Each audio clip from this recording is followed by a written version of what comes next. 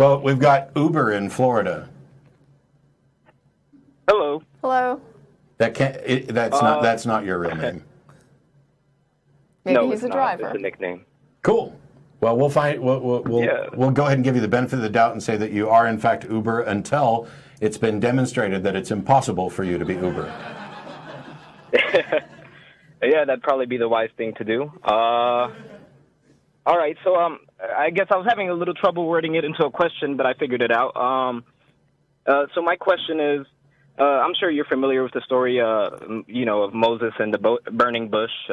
Moses talking to God about what he should say to the Israelites, and God responding back to Moses, "I am that I am." Yeah. Tell the Israelites, "I am sent you." Yeah. In fact, I just made reference to that this past week. That's an interesting thing that you just brought that up. But go ahead. Oh, yeah, that is interesting. Well, I just wanted to ask, what would you say if, I guess, somebody came up to you and said that God is I am? Okay. There's a lot of, when I was religious, there was a whole lot of mysteriousness around this phrase. And then I read a book by Karen Armstrong called The History of God, where she looked at the history of all the Abrahamic religions and how they came together. And she explained it as a phrase, which is like, let's say I'm telling you a story. And I'm saying, like, 3 men were on their way somewhere and blah, blah, blah. And you say, well, where were they going? And I say, well, they went where they went. She says that this is common phrasing. And that when somebody says, tell them I am who I am sent you, it's like almost an irrelevancy. That it's not, the thing isn't about, the story's not about this, it's about something else. It's about freeing these people or about going there and getting these people. That the important thing isn't who sent you, it's your mission.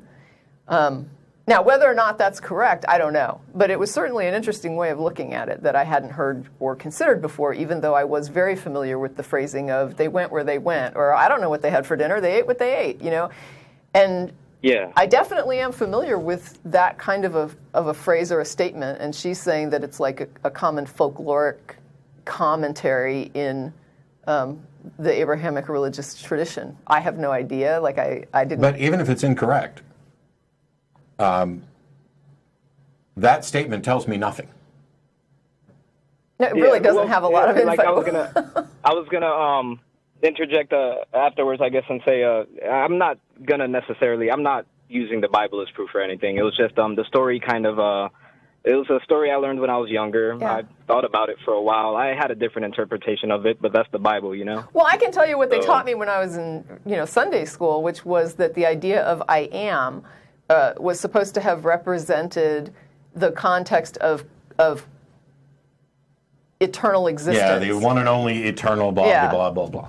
They made a very big thing out of it.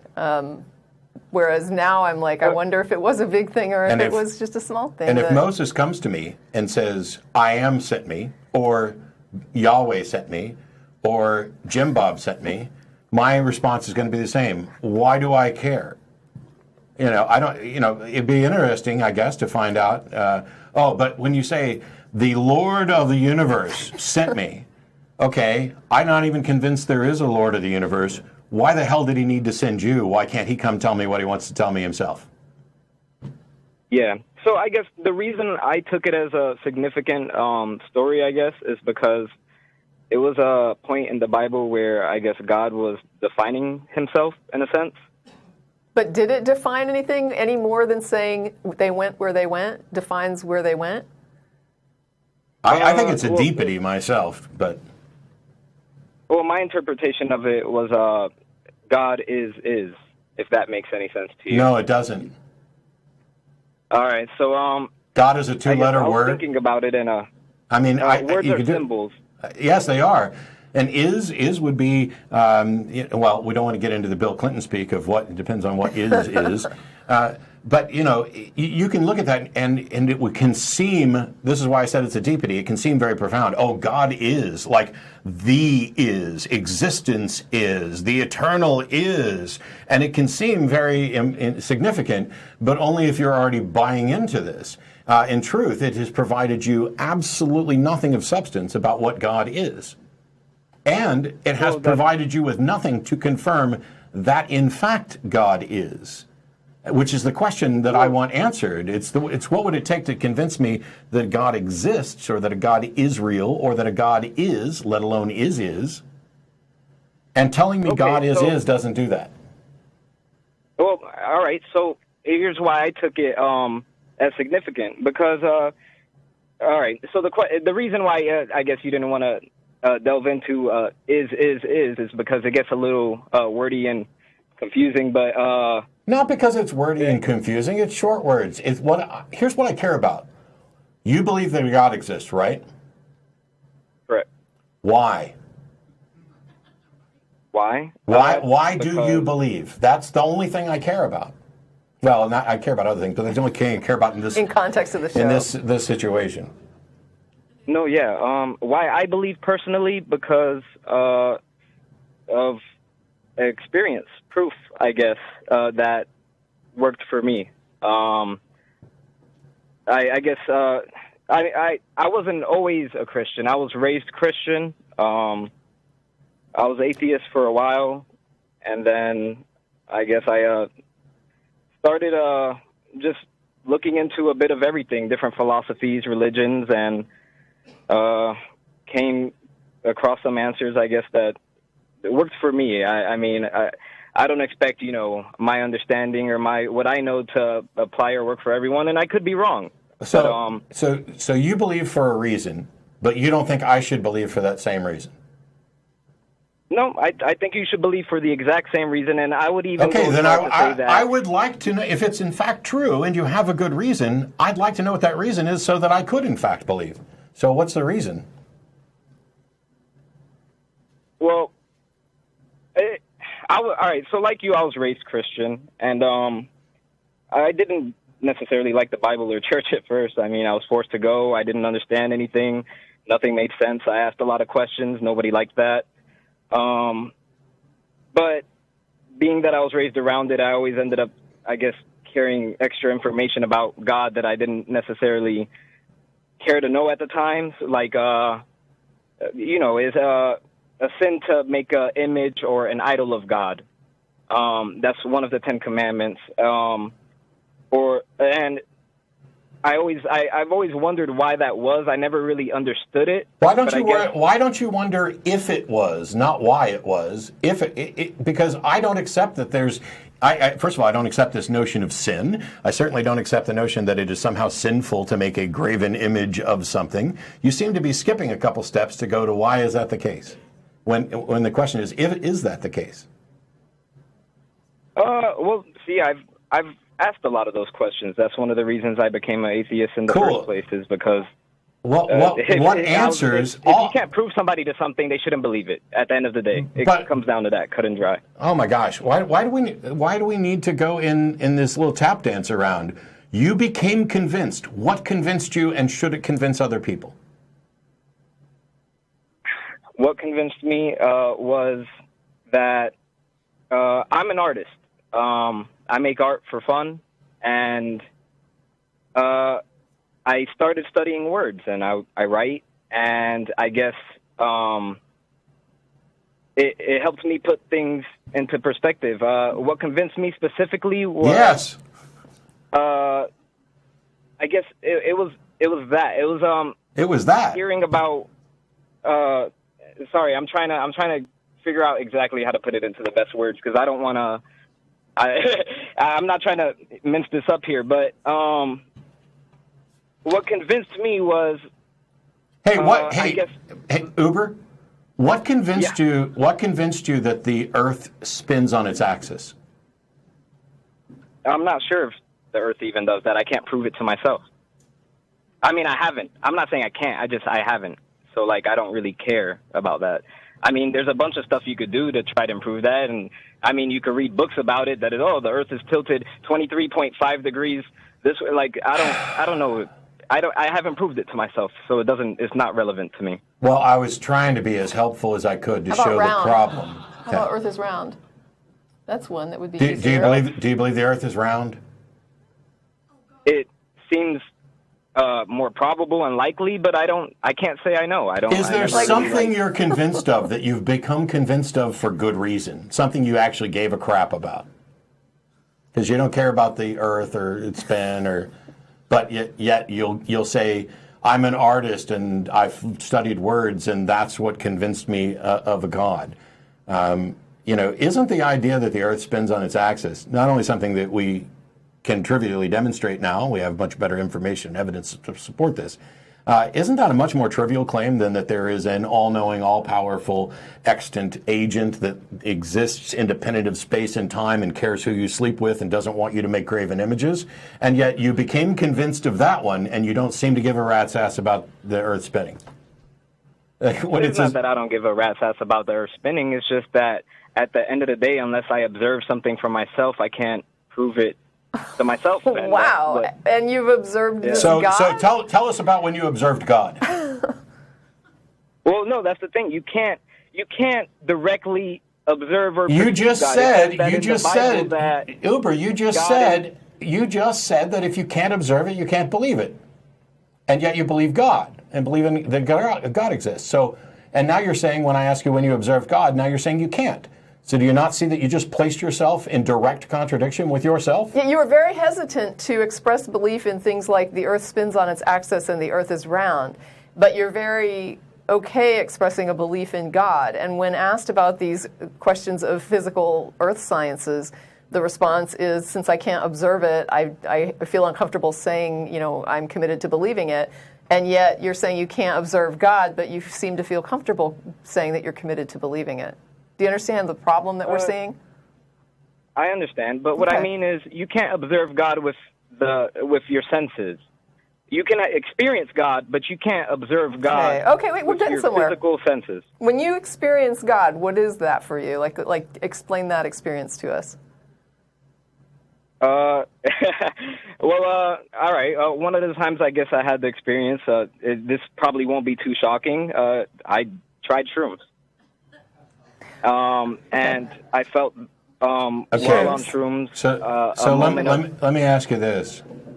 Do you think that a brain that is chemically altered by a psychedelic substance is more likely to get you to an accurate understanding of reality or an inaccurate understanding of reality? I think we're made out of chemicals, so how'd you know that? Any understanding we have is going to be based on the chemical reactions going on in our body anyways. Did you observe those chemicals? You just told me we're made of chemicals. Have you observed that? I mean, I can pour chemicals on myself and they'll react with my body. I'm made out of atoms and molecules. I'm made out of How do you know that? Have you observed an atom? Oh, I mean, you can do things to water, and water's made out of atoms. There's ways. How do you know that water's made of atoms? Have you observed an atom? We're back to this thing. You said you couldn't believe something if you hadn't observed it, and yet when we start pushing you on things, you make all sorts of declarations that you can't have observed. You've never observed an atom. I just want to. I think I can cut this a little bit short, though. I mean, we asked Uber here for the reasons why he believes, and he said that it was personal experience, and one of those examples was an experience while he's on shrooms.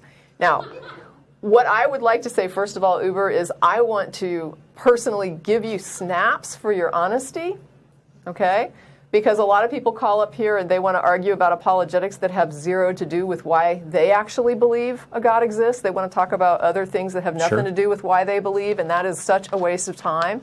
And so for you to call up and be honest and put yourself out there and say, I had experiences when I was on drugs and I felt like I felt God, and that's why I believe. Now, whether or not we would agree that that's reasonable, we probably would not, because we've had other callers where we've had this conversation.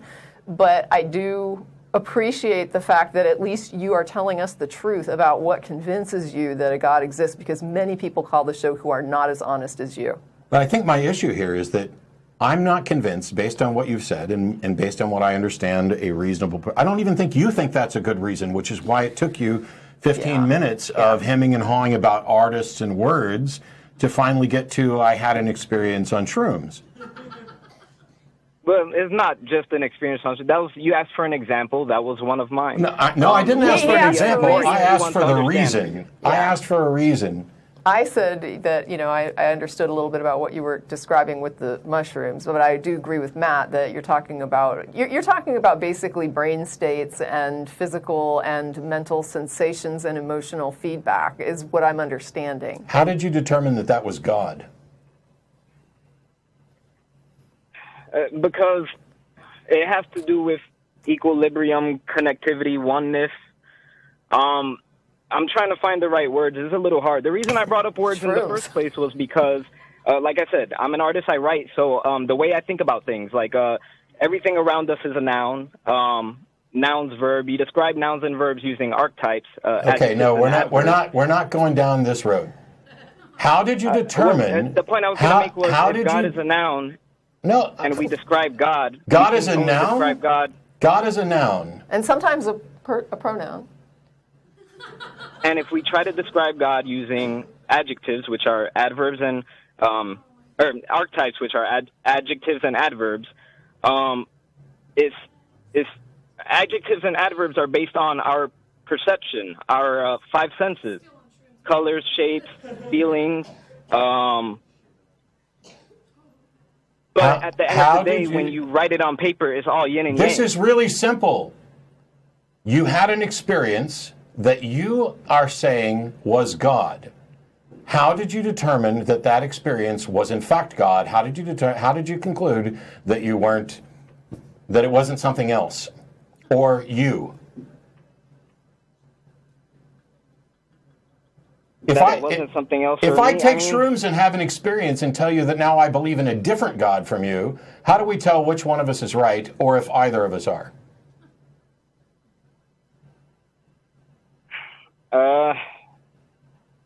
I don't know. You're breaking my brain at this point.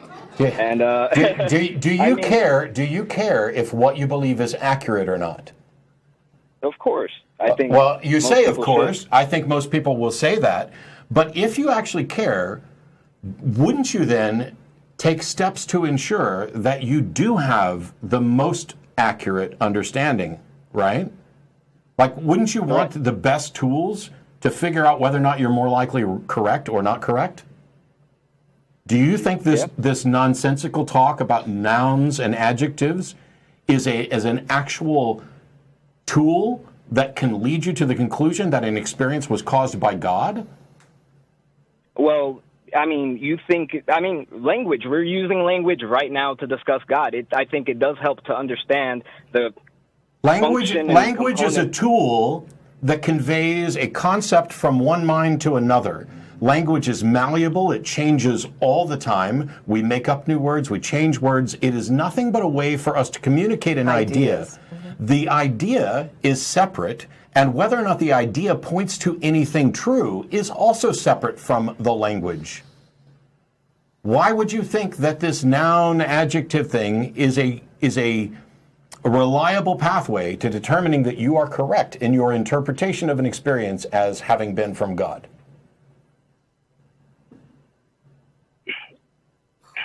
What I'm saying is it helped me, I guess what I'm saying is it helped me comprehend or understand things better. I'm not saying that you have to understand you know what helped me comprehend and understand things better? An understanding of skepticism and critical thinking and logic and science.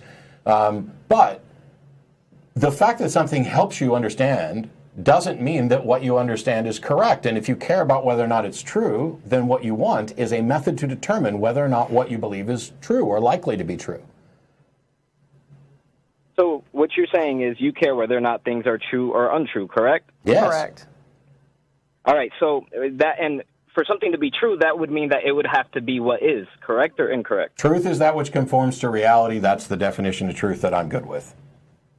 All right, so true. It conforms with reality, so it conforms with what is. Yeah. Therefore, is God. No.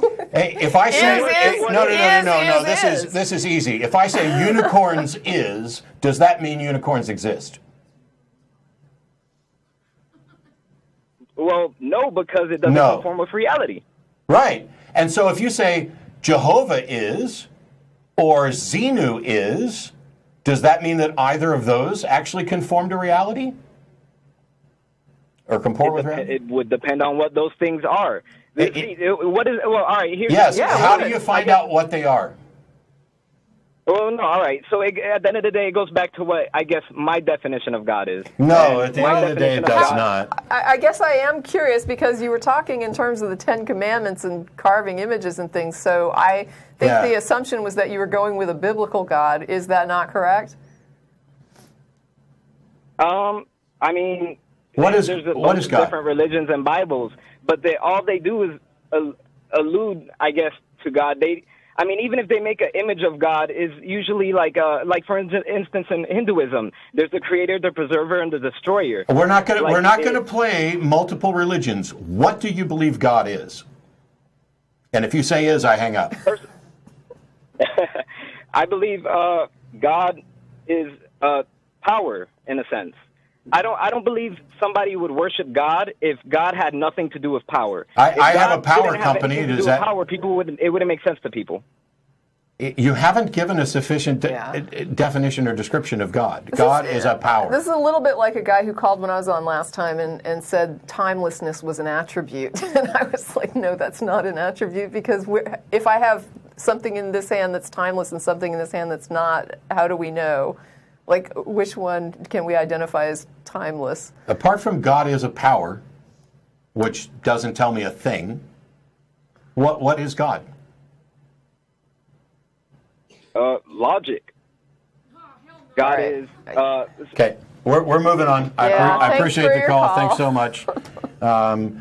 God is love. God is an ephemeral feeling. God is the universe. This. God is God is- everything. yeah. God is not. You don't have a concrete. You are so fond of playing with words that now you're playing with the God word and Because wasting I my can time. pretty much guarantee you that logic and power didn't tell you not to carve an image. Right? It's like, that's not the claim.